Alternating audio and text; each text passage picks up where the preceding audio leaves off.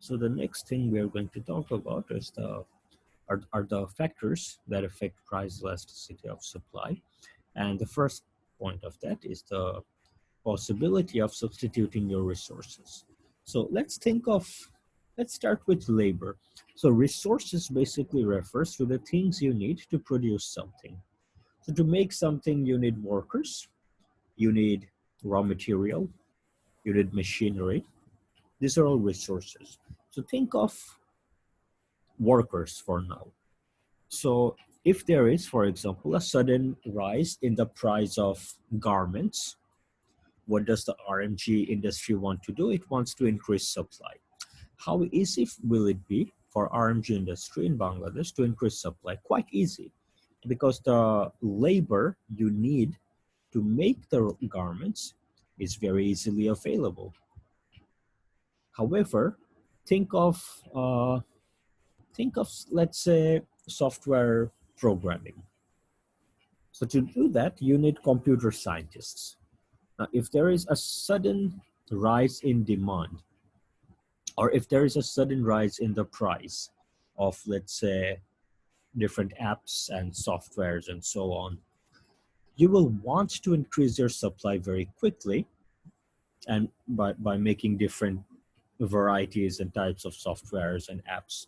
But the problem is you also need highly skilled workers to do this thing for you. And in Bangladesh, it may not be very easy to find highly skilled uh, programmers. And so you may not be able to increase your supply by a large amount. Or if we move away from workers and we think about machinery, let's say, to make something, you need very specific machinery. So if a production process requires hammers, you can increase your supply very quickly. It's just a matter of going up and buying a few more hammers and using that to produce more goods.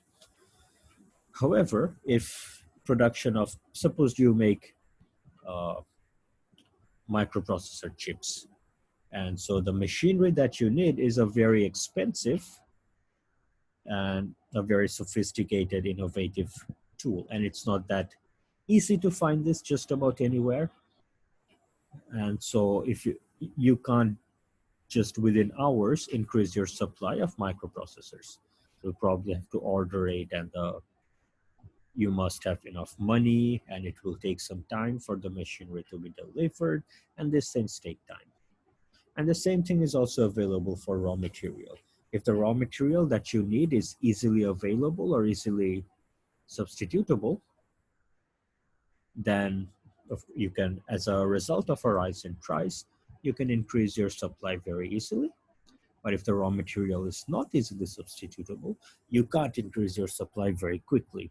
So what we see here is that if there is easy substitutability of resources, then you have elastic supply. But if you don't have easy substitutability,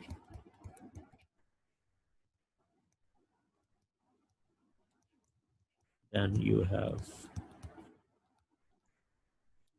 inelastic supply.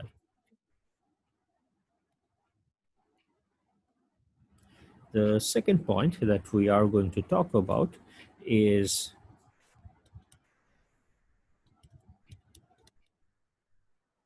the time frame of supply.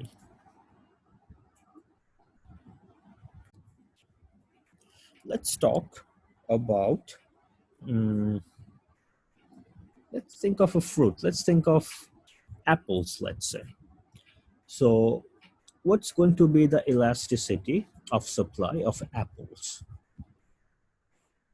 In the immediate time frame, supply is almost completely inelastic. Think of when you walk into a store, how much apples does this store have? A fixed amount. It can be 1 apple, 10 apples, 100 apples. But there is a fixed amount of apples available. And if you want to buy more apples, you cannot. Even if prices were to go up of apples, if apples become very expensive, one apple is selling for 1,000 taka. Even then, in that exact point in time, the supply of apples in the store is fixed. Okay, now that's the momentary time period. Now, if we look at a few day or a few week time period, the store can obviously start stocking more apples. So if the store sees that mm, the the demand of apples is going up, and as a result the price of apples is going up, the store can obviously make sure, suppose they were stocking 100 apple every day, now they can decide that they're going to stock 200 apples every day. They can't change it immediately. It may take a few days. They have to talk to their suppliers and make room to store the extra apples. So it will take a few days, but they will make sure that they can store more apples. But once again, how elastic will this be? By how much the store can increase their supply of apples depend on how much apples have been harvested in this period, which is determined by how much the farmers decided to plant apple seeds, I suppose, I don't know, a few months ago. And so depending on how many apple the farmers have harvested, the supply is once again limited. But in the long run, let's say a 1 year period, if there is a rise in price of apples, the farmers can plant a lot more apples. And so supply is becoming more elastic. So we started off with a very small period of a few hours. And in that few hour period, you cannot increase the supply of apples at all. It is fixed. In a few day or a few week period, it is possible to increase the supply by a certain amount, but you are still limited by how much apples have been harvested. In a few month or 1 year or a few year period, you can increase the supply even more, since now you can start harvesting more apples. But once again, a farmer is limited by how much land he has, and in a fixed amount of land, you can only harvest so many apples. But in an even longer period, let's say a 5 year period, a 10 year period, maybe the farmer can buy more lands and use those lands to plant more apples. And so he can increase the supply even more. So what we are seeing is that in the short run, we have inelastic supply, but in the long run, we have elastic supply. Okay? So it would be very helpful. This is the end of our discussion for this part for now. It would help if you guys were to sit with each of these points, so 3 points for PED, 2 points for PES, sit down with these points, think about them for a while, and then what you should do is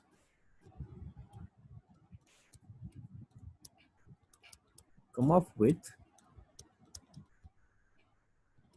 3 examples of each.